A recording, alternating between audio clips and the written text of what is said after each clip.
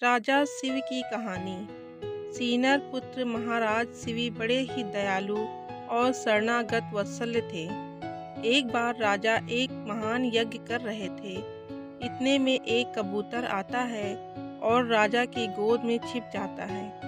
पीछे से एक विशाल बाज वहां आता है और राजा से कहता है, राजन, मैंने तो सुना था कि आप बड़े ही धर्मनिष्ठ राजा हैं, फिर आज धर्म विरुद्ध आचरण क्यों कर रहे हैं? यह कबूतर मेरा आहार है और आप मुझसे मेरा आहार छीन रहे हैं। इतने में कबूतर कहता है, महाराज, मैं इस बात से डरकर आपकी शरण में आया हूँ।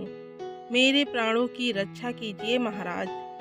राजा धर्म संकट में पड़ जाते हैं, पर राजा अपनी बुद्धि और विवेक का प्रयोग करके कहते हैं, तुमसे डरकर यह कबूतर प्राण रक्षा के लिए मेरी शरण में आया है, इसलिए शरण में आए हुए इस कबूतर का मैं त्याग नहीं कर सकता, क्योंकि जो लोग शरणागत की रक्षा नहीं करते उनका कहीं भी कल्याण नहीं होता है। बाज, राजन, प्रत्येक प्राणी भूख से व्याकुल होते हैं। मैं भी इस समय भूख से व्याकुल हूँ। यदि मुझे इस समय यह कबूतर नहीं मिला तो मेरे प्राण चले जाएंगे। मेरे प्राण जाने से मेरे बाल बच्चों के भी प्राण चले जाएंगे। हे राजन, इस तरह एक जीव के प्राण बचाने की जगह कई जीव के प्राण चले जाएंगे। राजा, शरण में आए इस कबूतर को तो मैं तुम्हें नहीं दे सकता हूँ। किसी और तरह तुम्हारी भूख शांत हो सकती हो तो बताओ। मैं अपना पूरा राज्य तुम्हें दे सकता हूँ, पूरे राज्य का आहार तुम्हें दे सकता हूँ, अपना सब कुछ तुम्हें दे सकता हूँ, पर यह कबूतर तुम्हें नहीं दे सकता। बाज, हे राजन, यदि आपका इस कबूतर पर इतना ही प्रेम है तो इस कबूतर के ठीक बराबर का तौलकर आप अपना मांस मुझे दे दीजिए। मैं अधिक नहीं चाहता। राजा, तुमने बड़ी कृपा की। तुम जितना चाहो उतना मांस मैं देने को तैयार हूँ। यदि यह शरीर प्राणियों के उपकार के काम न आए तो प्रतिदिन इसका पालन पोषण करना बेकार है।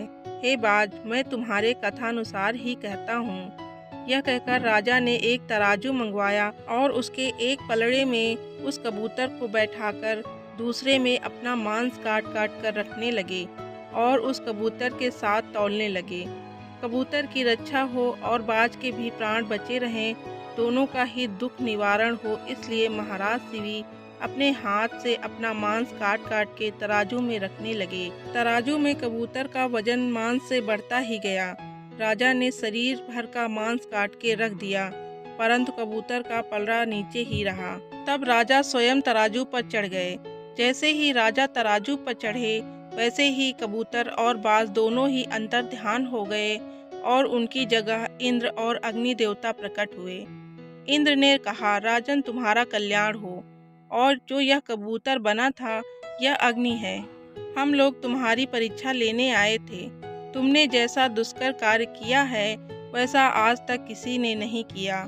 जो मनुष्य अपने प्राणों को त्याग कर भी दूसरे के प्राणों की रक्षा करता है वह परम धाम को प्राप्त करता है। अपना पेट भरने के लिए तो पशु भी जीते हैं, पर प्रशंसा के योग्य जीवन तो उन लोगों का है जो दूसरों के लिए जीते हैं।